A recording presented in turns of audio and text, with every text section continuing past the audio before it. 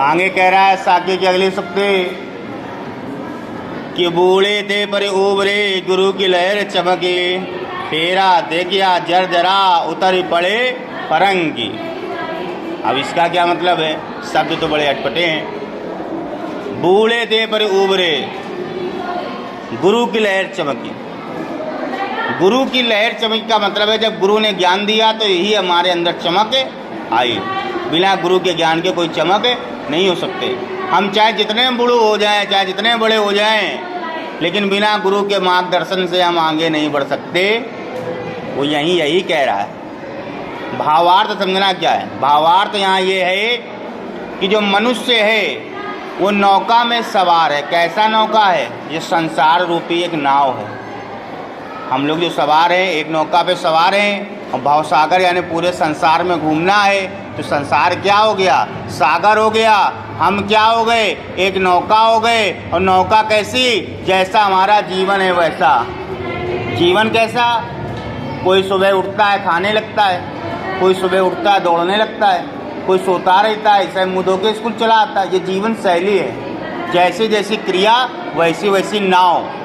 तो मनुष्य जो है वो अपने कर्म रूपी नाव में बैठा हुआ है। ये भाव सागर रूपी संसार को पार करना चाहता है, लेकिन क्या हुआ है? इन कर्मों से इस सागर को पार कर सकता है।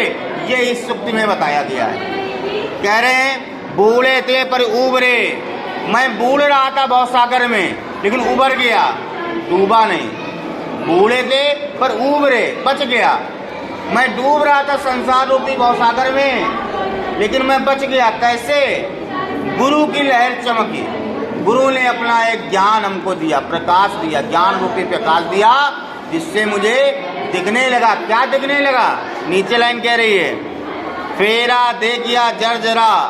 मैंने देखा मैं जिस नाव पर बैठा हूँ, जिस नाव पर बैठ कर इस भवसागर को पार कर रहा हूँ, वो तो पूरी टूटी फूटी है, जर्जरा जर्जरी है, उतर पड़े पड़ंग के। मैं तुरंत वहाँ से उछलकर दूसरी जगह कूद गया।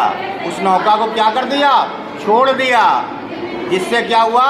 नौका डूब गई, मैं बच गया। अब कहने का तात्पर्य क्या है? कहने का तात्पर्य ये संसार रूपी भवसागर में मैं डूब रहा था। उस समय गुरु ने मुझको ज्ञान दिया। उस ज्ञान से मुझे ये ज्ञात हुआ ये जो मैं बिना ईश्वर भक्ति से जीवन जी रहा हूँ, इससे जीवन बेकार है। जब मुझे पता चला कि मैं जर्जरा रूपी बिना ईश्वर भक्ति के नाव पर बैठा हूँ, मैं इस भवसागर में डूब जाऊंगा। जब मुझे ये पता चला तो मैंने वो नौका को छोड़ दिया और तुरंत चलकर बाहर आ गया।